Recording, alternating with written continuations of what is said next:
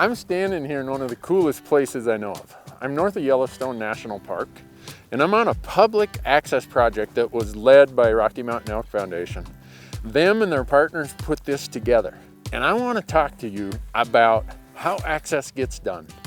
Some nonprofit group comes, knows the landowner, knows how to solve the issue, fronts the money to create a buy-sell agreement, and then they go and work with their partners, work with their state and federal agencies to come up with the funding to close the deal.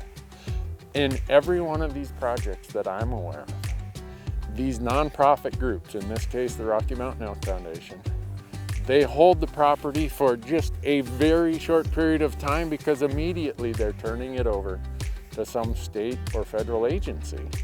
And that's what creates public access.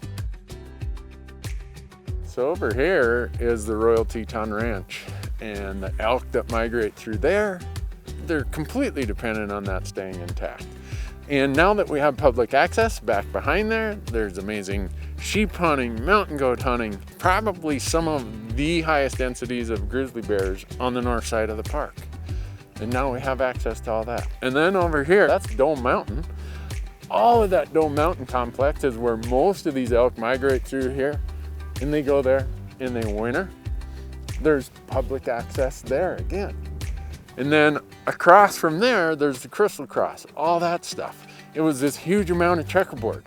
There was gonna be all these little ranchettes. Now it's all public land. You got access to that.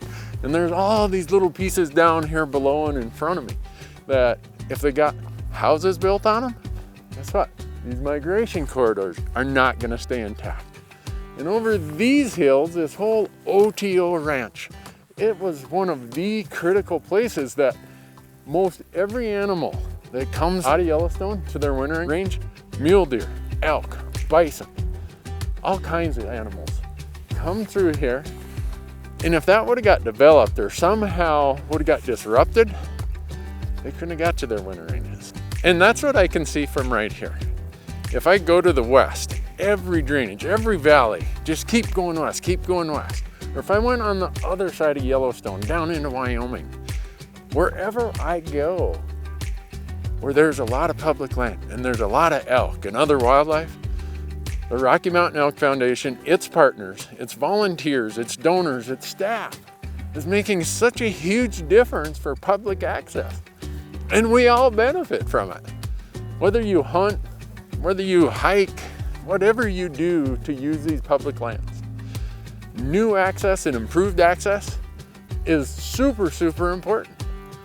We got to keep working and keep doing the things that I'm talking about right here. It's incredible what's being done and what has been done and what's going to be done. And it's going to get done because people stand up and say, I want to do this. I want to support the groups that are doing it. I want those groups to partner with other groups, other agencies, leverage all your money and create more public access. For you, for me, and for the wild things that need it.